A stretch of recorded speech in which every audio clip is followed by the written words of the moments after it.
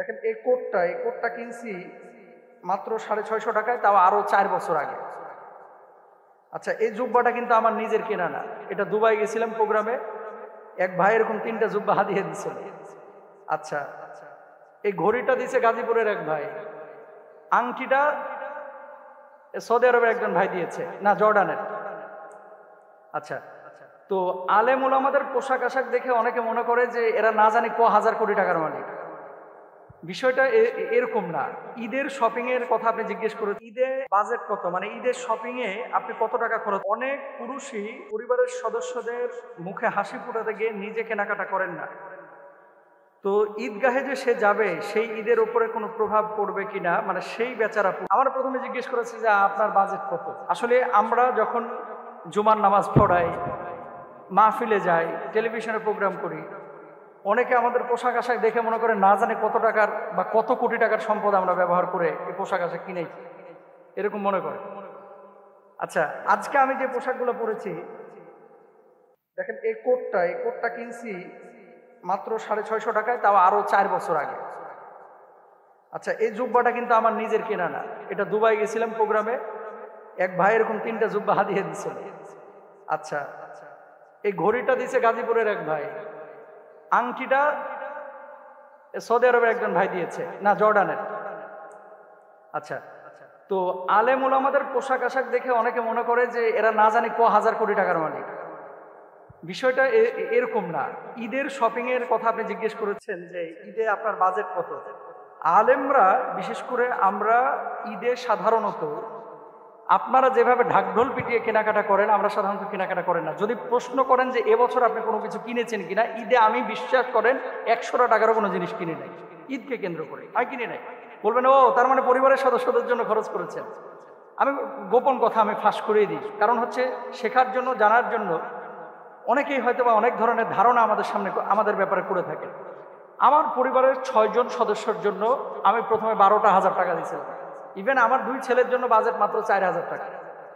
এবার আপনারা বলেন যে 4,000 টাকা কি হয় এই বাজারে। এরপরে বউ জোর করছে, আমি তারপরে 3,000 টাকা দিচ্ছি, তার মানে 15,000 টাকা 6 জনের জন্য বাজেট আমার। এখন 2,500 টাকা করে বা 3,000 টাকা করে যে যা পারছে কিনে নিচ্ছে। আমি মার্কেটে যাই নাই, যাই হোক মুরব্বীদের পাঠিয়েছি। এটা হচ্ছে আমার কথা। কলিজা ফেটে কান্না আসে ভাই, টাকা থাকলেই ঈদে 33,000 টাকার শাড়ি কিনতে হবে বা 40,000 টাকার পাঞ্জাবি করতে হবে। কে বলেছে আপনাকে? সংবাদ মাধ্যমে দেখলাম, ওই যে জাতীয় দৈনিকের ভিডিও ক্লিপ, মহিলাকে জিজ্ঞেস করছে আপনার বাজেট কত, মাত্র 1 লাখ। মাত্র 1 লাখ টাকা দিয়েছে কে? কয় আমার বাবা দিয়েছে। আরেকজনকে জিজ্ঞেস করছে তোমার বাজেট কত? আমার বাজেট মাত্র 40,000। 40,000 আবার মাত্র। কে দিয়েছে? কয় ভাই দিয়েছে। আরেকজনকে জিজ্ঞেস করছে আপনার বাজেট কত? আমার বাজেট বেশি না, 25,000 দিয়ে ভেটকি মারতেছে, হাসি মারতেছে। কে দিয়েছে? স্বামী দিয়েছে। তার মানে দেখেন, হয় স্বামী দিচ্ছে, অথবা ভাই দিচ্ছে, অথবা বাবা দিচ্ছে। দিচ্ছে কিন্তু পুরুষ।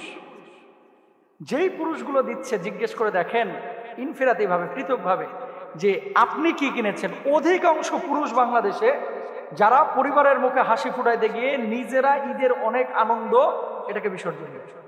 এটাই বাস্তব, এটাই বাস্তব এবং এটাই চূড়ান্ত কথা।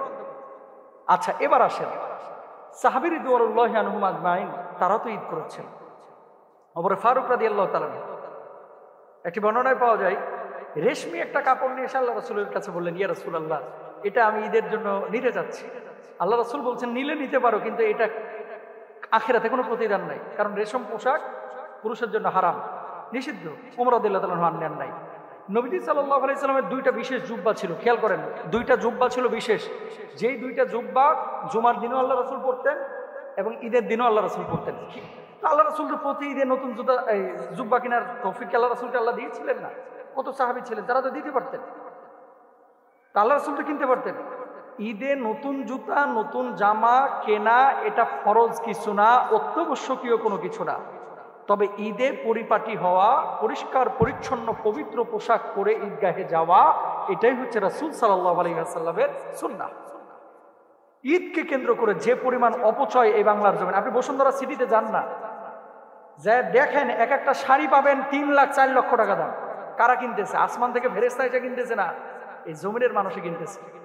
3 লাখ টাকা দিয়ে শাড়ি কিনতেছে, 40,000 টাকা দিয়ে বউয়ের 3 পিস কিনতেছে, জামা কিনতেছে, অথচ জাকাত দেয় না 5,000 টাকা। কি জবাব দেবে আল্লাহর কাছে? কি হচ্ছে এগুলা? কোথায় যাচ্ছে আমাদের সমাজ? কি বুঝলাম আমরা? ঈদের নামাজে নতুন পোশাক পরিধান করা এটা সুন্নত না, বুঝেন কথা, ভুল বুঝবেন না। ঈদের নামাজে নতুন পোশাক পরিধান করা এটা সুন্নাত না, তবে পবিত্র পোশাক পরিধান করা সুন্নাহ। সুন্নাহ একটা আমল বাস্তবায়ন করতে গিয়ে 2 লাখ খোয়াইতেছি, খরচ করতেছি 6 সদস্যের পেছনে, আর জাকাতের মতো ফরজ একটা বিধান, এই বিধানটাকে বাস্তবায়ন করতে 20,000 টাকা খরচ করতেছে। ঘোড়ার ডিমের ঈদ কবুল হবে তোমার। ইসলাম এত সোজা না, আবার ইসলাম অনেক সহজ।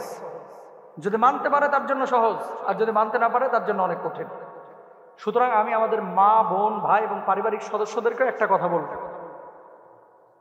আমি তো 12,000 টাকা আমার পরিবারকে দিয়ে আমি মনে করছি যে অনেক দিয়ে ফেলছি। কারণ কি, আমার টার্গেট সবসময় এরকম থাকে সাধারণত, যে আমি ওদের পেছনে 30,000 টাকা দিয়ে এই যে ঈদে খরচ করব কেন? আমার গ্রামে তো গরিব মানুষ আছে, ওদেরকে যদি আমি 12,000 10,000-এর মধ্যে কেনাকাটা করে দিতে পারি পরিবারের সদস্যদেরকে, আমি 10,000 টাকা আমার গ্রামে দিতে পারবো আমার এলাকার গরিব মানুষকে। এবং এটাই করি সাধারণত, এটাই করি সাধারণত। তা আপনি এই হিসাব কেন করতেছেন না? তার মানে আপনি বুঝেন না। আপনি ঈদ করবেন ছেলে মেয়েকে নিয়ে, আর ওই গরিব মানুষটা সে হাওয়া খাবে ঈদের দিন। কবে বুঝবো আমরা? কেন বুঝি না আমরা? ইন্নাল মুবাজ্জিরিনা কানু ইখওয়ানাশ শায়াতিন। অনেক আছে এরকম অপচয়কারী। আল্লাহ তাআলা বলছেন এটা শয়তানের ভাই। আমাদের দেশে অনেক মানুষ পাবে রোজা রাখে না ভাই, বিশ্বাস করেন, কিন্তু কেনাকাটা করে ঢাক ঢোল পিটায়। আল্লাহ তাআলা আমাদেরকে বোঝার তৌফিক দান করুন।